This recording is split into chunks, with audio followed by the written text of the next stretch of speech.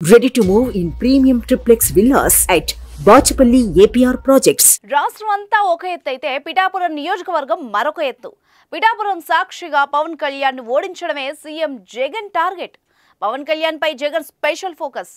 గత ఎన్నికల్లో గాజువాక భీమవరంలో ఓడించినట్టుగానే పిఠాపురంలో కూడా పవన్ ని చావు దెబ్బ కొట్టాలని జగన్ పక్కా వ్యూహాలను సిద్ధం చేస్తున్నాడు.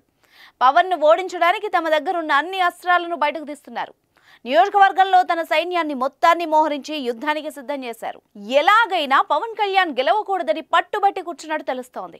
ఎన్నో ఏళ్లుగా రాజకీయాలకు దూరంగా ఉన్న ముద్రగడను పార్టీలోకి చేర్చుకుని పిఠాపురం నియోజకవర్గ బాధ్యతల్ని అప్పగించారు.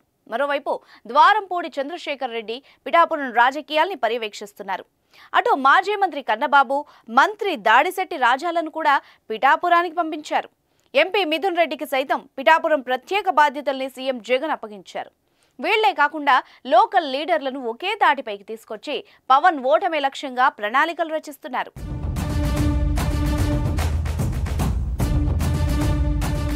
టికెట్ దక్కని కారణంగా అసంతృప్తితో ఉన్న పిఠాపురం ప్రస్తుత ఎమ్మెల్యే పెండెం దొరబాబును కూడా క్యాంపు కార్యాలయానికి పిలిచి మాట్లాడిన సీఎం జగన్ ఆయనకు పలు కీలక సూచనలు చేశారు. పిఠాపురంలో గెలుపే లక్ష్యంగా పనిచేయాలని సూచించారు.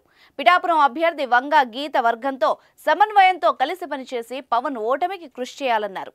అధికారంలోకి రాగానే ఎమ్మెల్సీ పదవి ఇస్తానని పెండెం దొరబాబుకు సీఎం జగన్ హామీ ఇచ్చారు. ఇలా తన సైన్యాన్ని మొత్తాన్ని సీఎం ఏకం చేసి దండయాత్రకు సిద్ధమయ్యారు. పవన్ ను ఓడించడానికి జగన్ తన సైన్యం మొత్తాన్ని రంగంలోకి దింపుతున్నారు. ఇటు పవన్ సైతం పిఠాపురంలో గెలుపు ప్రతిష్టాత్మకంగా తీసుకున్నారు.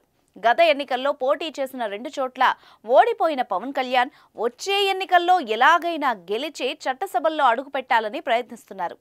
తన ఇమేజ్కి తోడు టీడీపీ, బీజేపీ బలం చేకూరడంతో విజయం పక్కా అన్న ధీమాతో ఉన్నారు. మరి పిఠాపురం వేదికగా ఎగిరే జెండా ఏదో చూడాలంటే ఇంకొన్ని రోజులు ఆగాల్సిందే.